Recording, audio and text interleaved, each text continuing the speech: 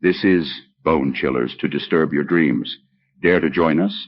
Click subscribe, ring the bell. But remember, we cannot guarantee your safety from the nightmares that await. Prepare to be thrilled, chilled, and filled with a sense of dread you'll find nowhere else. Welcome to the darkness. We've been waiting.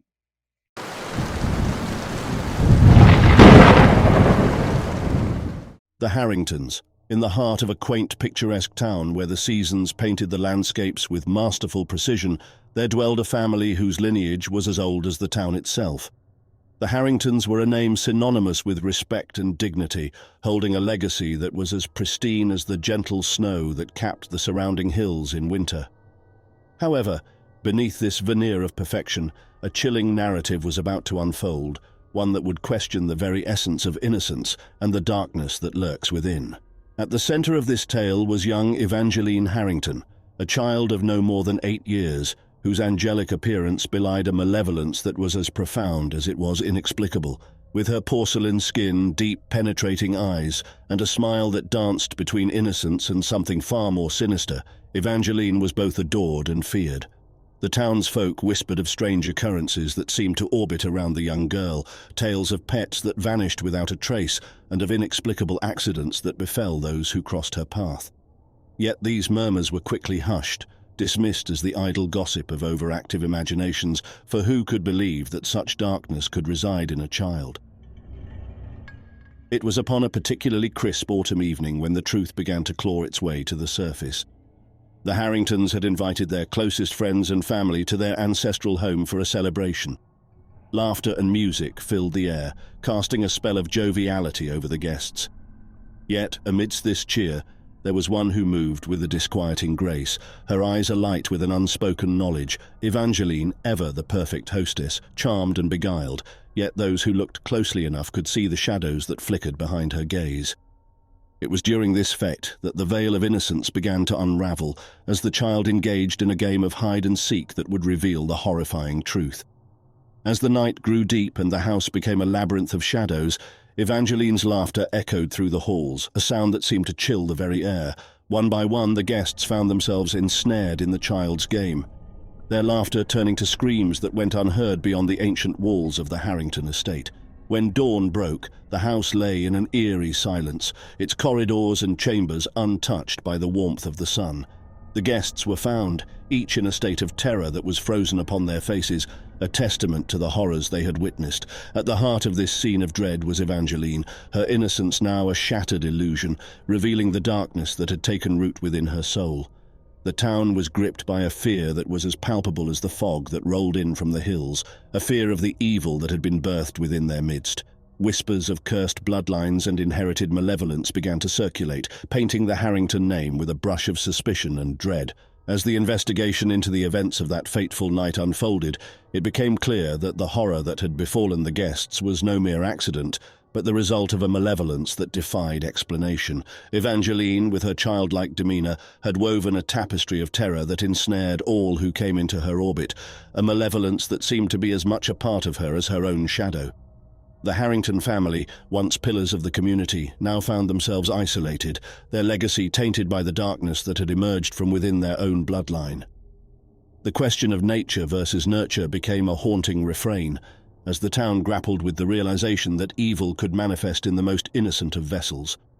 As the days turned to weeks, and the weeks to months, the tale of Evelyn Harrington and the Night of Terror became a legend whispered in hushed tones.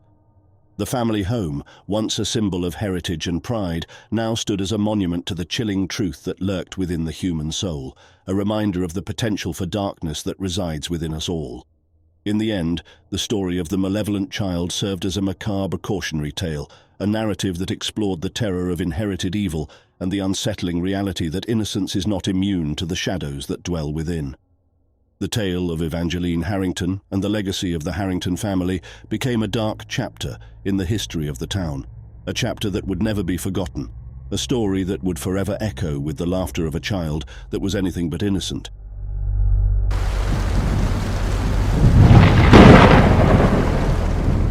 Whispers in the walls. In the heart of a quaint, unsuspecting town lay a house that was a testament to time. its walls steeped in a history that whispered secrets into the deaf ears of the night. The residence, once radiant with the laughter of a family, now stood as a mausoleum of memories, harbouring within its confines the twisted mind of Henry Jacobs. Henry, with his unassuming demeanour, was a man whose inner turmoil was as complex and hidden as the labyrinthine corridors of his ancestral home. The story of Henry Jacobs was not one of sudden descent into madness, but a gradual, insidious journey that blurred the lines between sanity and the abyss. It began with the whispers, soft and seductive, seeping through the cracks of his fragile psyche. They were his constant companions in the solitude of the house, murmurs that filled the silence left by the departure of his family, who had fled the oppressive atmosphere of the home, and Henry's increasingly erratic behaviour. To the townsfolk, Henry was a reclusive figure, a shadow that flickered at the periphery of their everyday lives, glimpsed in the dim light of dawn as he wandered through his overgrown garden or seen behind the fogged windows of his home, his silhouette an eerie reminder of the family that once was. But beneath the surface of the mundane, within the confines of his mind, a tempest raged. The whispers spoke to Henry of unspeakable things, of desires dark and deep, urging him to embrace the legacy of madness that ran through his family like a cursed bloodline. They told him of the power that lay in surrender, in the shedding of his humanity like a snake sloughs off its skin. And Henry listened, for in the cacophony of voices, he found a perverse comfort, a sense of belonging that eluded him in the world outside. As the days melded into nights and the seasons turned, the boundary between Henry's mind and the house began to dissolve. The corridors echoed with the footsteps of those who had left. The rooms breathed with the presence of shadows, and the walls began to speak. They revealed to Henry the hidden dangers that lurked in the mundane, the violence that lay in wait beneath the veneer of the everyday. It was on a night shrouded in the thick blanket of winter's fog that Henry's descent reached its nadir. The whispers crescendoed into a deafening roar, commanding him to act, to free himself from the chains of his sanity. Driven by a force he could neither understand nor resist, Henry found himself standing in the centre of the town, the cold air biting at his skin, the mist a cloak that obscured him from the prying eyes of the world. The target of his twisted mission was a house not unlike his own, a structure that mirrored the banality and decay of his life. Within its walls lay sleeping innocence, unaware of the nightmare that was about to unfold. Henry moved with a purpose, guided by the whispers that had become his master, his actions a macabre dance choreographed by the demons that had taken residence in his soul. What transpired that night was a horror that would forever stain the conscience of the town, a brutal awakening to the hidden dangers that lay in the shadows of their seemingly safe existence. The family, caught in the vulnerable embrace of sleep, were unprepared for the violence that Henry unleashed, a manifestation of his fears, his anger, and the madness that had consumed him. In the aftermath, as the sun rose to reveal the carnage of the night, Henry stood amidst the ruins of his own making, a lone figure against the backdrop of tragedy. The whispers had fallen silent, their appetite sated by the bloodshed, leaving Henry to confront the reality of his actions. The horror of what he had done, the lives he had shattered, crashed upon him with the merciless tide of sanity returning. Henry's capture was inevitable, the evidence of his guilt inscribed in the blood that coated his hands and the madness that shone from his eyes. The trial was a mere formality, a society's attempt to make sense of the senseless, to categorize and understand the darkness that lurked within one of their own. But for Henry, the real trial was the one that played out in the recesses of his mind, a battle between the man he once was and the monster he had become. As he sat in the cold, unyielding cell, awaiting the final judgment of his fate, Henry Jacobs was haunted not by the ghosts of his victims, but by the fear of his own mind, the realization that the greatest danger had always been hidden within himself. The whispers had quieted, but their echoes remained, a chilling reminder of the thin line between sanity and madness, and the monstrous potential that lies dormant within us all.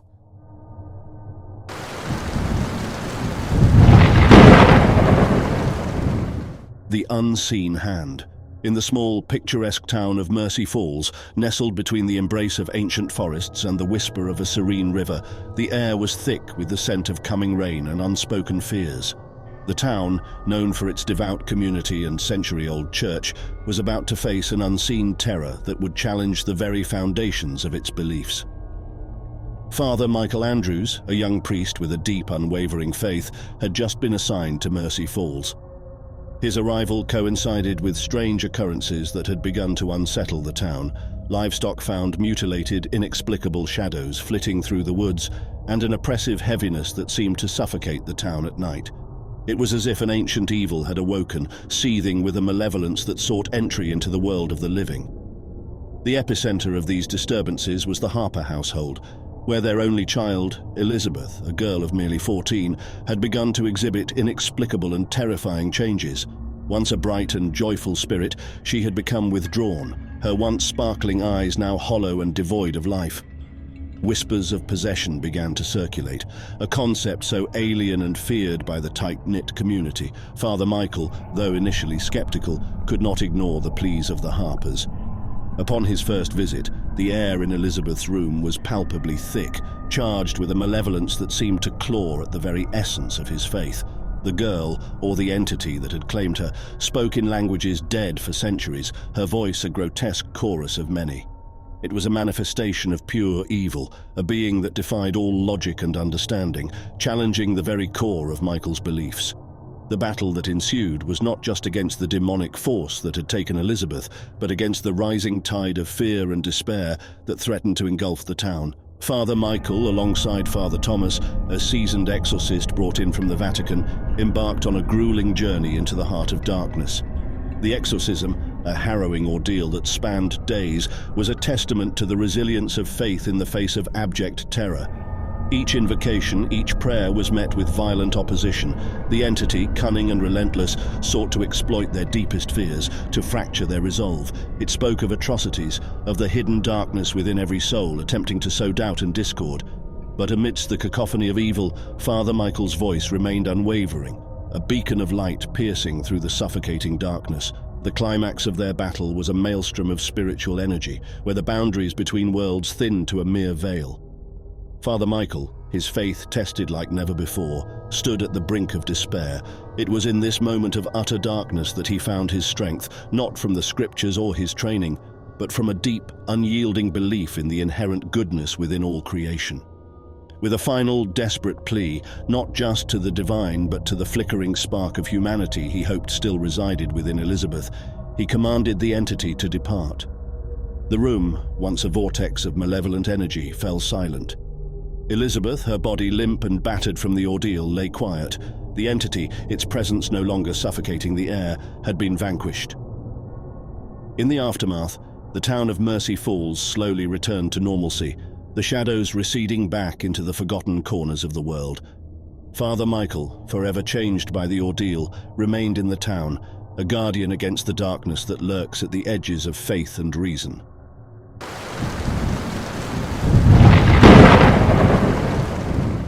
Echoes of Bourbon. In the heart of New Orleans, where the vibrant echoes of jazz and the spectral whispers of the past intertwine, stood the Hotel Belmore. A grand edifice that had weathered the tumults of time, its opulent facade belied the dormant malevolence within its walls. It was here, amidst the decadent allure of forgotten splendor, that our tale unfurled, a chilling testament to the fragile bounds of sanity when confronted with the abyss of isolation. Jonathan Avery, a novelist grappling with the spectre of a dwindling career, sought refuge in the Belmore, hoping its seclusion would rekindle the embers of his creativity. Accompanied by his wife Lillian and their son Timmy, Jonathan viewed the desolate hotel as a sanctuary, an escape from the cacophony of the world. Yet, as the family settled into the eerie stillness of the hotel, they remained blissfully unaware of the shadows that lurked in the corners of their own minds, shadows that thrived in the silence. As days melded into nights, a sinister transformation began to take root. The hotel, with its labyrinthine corridors and whispering walls, seemed to pulsate with a life of its own. Jonathan found himself drawn to the history of the Belmore, tales of tragedy and madness that seemed to seep from the very fabric of the building. The isolation that was to be his muse, instead, became a mirror, reflecting and amplifying the darkest recesses of his psyche. Lillian watched, helpless, as her husband became a stranger before her eyes. The man who had once been the anchor of their family was now adrift in a sea of paranoia and obsession. He spoke of voices that whispered in the night, of visions that haunted the empty halls. The hotel, he claimed, was alive, and it hungered for the anguish of its inhabitants. Timmy, too, felt the oppressive weight of the hotel's gaze. In the depths of his loneliness, he found solace in the company of an unseen friend, a presence that seemed to offer comfort amidst the growing storm. But as the line between reality and nightmare blurred, Timmy began to question whether his new companion was a guardian or a harbinger of doom. The city outside, with its revelry and light, seemed a world away as the Avery family descended further into madness. The hotel, feeding on their fears and secrets, wove a tapestry of horror that ensnared them in its grip. Jonathan's quest for inspiration had led them not to sanctuary, but to a prison of their own making. In the climax of their despair, a tempest unleashed itself upon New Orleans, a storm that mirrored the tumult within the Belmore. As the winds howled and the rain lashed against the windows, the boundaries between the hotel and the inferno within Jonathan's mind dissolved. In a moment of lucidity, or perhaps the final descent into madness, Jonathan realized that the hotel had always been a part of him, a reflection of his own darkness. The resolution came as both a liberation and a damnation. In the eye of the storm, amidst the chaos of collapsing walls and shattered realities, the Avery family found themselves standing at the precipice of eternity. With the hotel crumbling around them, Jonathan made a final, desperate attempt to sever the bond that tethered them to the Belmore. As the dawn broke over a city subdued, the Hotel Belmore stood silent, its secrets entombed within the rubble. The Avery family was never seen again, their fate intertwined with the hotel's legacy of despair. Some say they escaped, fleeing the horrors they had witnessed. Others whisper of a more sinister end, of souls consumed by the darkness they had sought to escape.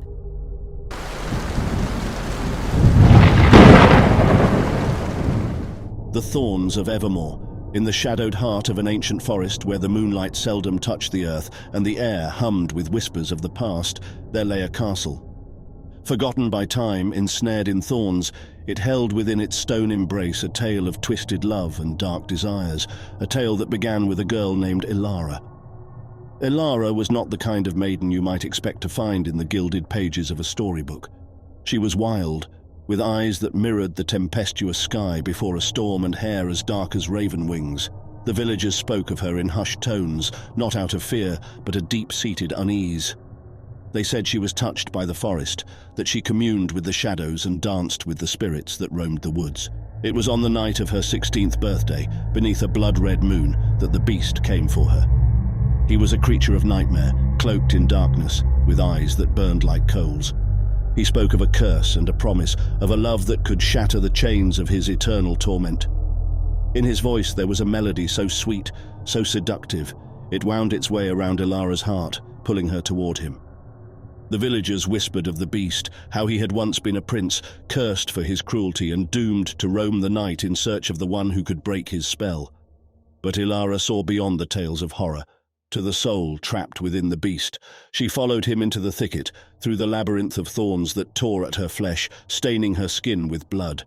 The castle that awaited them was a tomb of memories, its halls echoing with the laughter and screams of those who had come before. The beast showed her wonders and horrors, the remnants of a life spent in the shadows of damnation. Each night he offered her gifts, jewels that glowed with an inner fire, flowers that bloomed in the darkness, books whose pages whispered secrets in the dead of night. But with each passing day, Elara grew paler, her dreams haunted by visions of violence and desire. The beast's touch was a balm to her soul, yet it left her skin cold, her heart racing with a fear she could not name. The forest watched over them, its inhabitants whispering of the price to be paid, of the blood that would seal their fate. As the final night approached, the beast took Elara to the heart of the castle, to a chamber shrouded in shadows. There, amidst the thorns that grew from the very walls, he revealed the truth of his curse. It was not a kiss that could free him, but a sacrifice, a heart given willingly, a life surrendered to the darkness. Elara stood at the precipice of choice, her love for the beast warring with the instinct to flee. She saw in his eyes the depth of his torment, the longing for salvation, and in that moment she understood the true nature of their tale. It was not one of beauty taming the beast, but of mutual destruction, of love born from darkness and doomed to end in tragedy. With a heart heavy with sorrow, Ilara embraced the beast, her kiss a promise of the end. As their lips met, the castle trembled, the thorns receding as if in pain. The beast's form shimmered, revealing glimpses of the man he once was, a prince whose cruelty had been his undoing, now redeemed by the love of a girl who walked with shadows. But the forest demands its due, and as the dawn broke, the castle faded like mist, leaving behind only the thorns now blooming with roses as red as blood. They say Ilara vanished with the castle, her soul bound to the beast for eternity, a guardian of the threshold between light and darkness. The villagers still speak of the thorns of Evermore, of the girl who loved a beast and the price they paid. They whisper of love's power to transcend curse and redemption born from sacrifice. But beneath their words lies a warning, a reminder of the darkness that dwells in the heart of the forest and in the souls of those who dare to love too deeply. And so the tale of Ilara and her beast lives on, a haunting melody of desire and despair, forever echoing in the thorns that guard the secrets of the past. In the shadows of the forest, where the moonlight dances with the spirits, their story is a testament to the beauty found in darkness and the love that binds even the most tortured souls.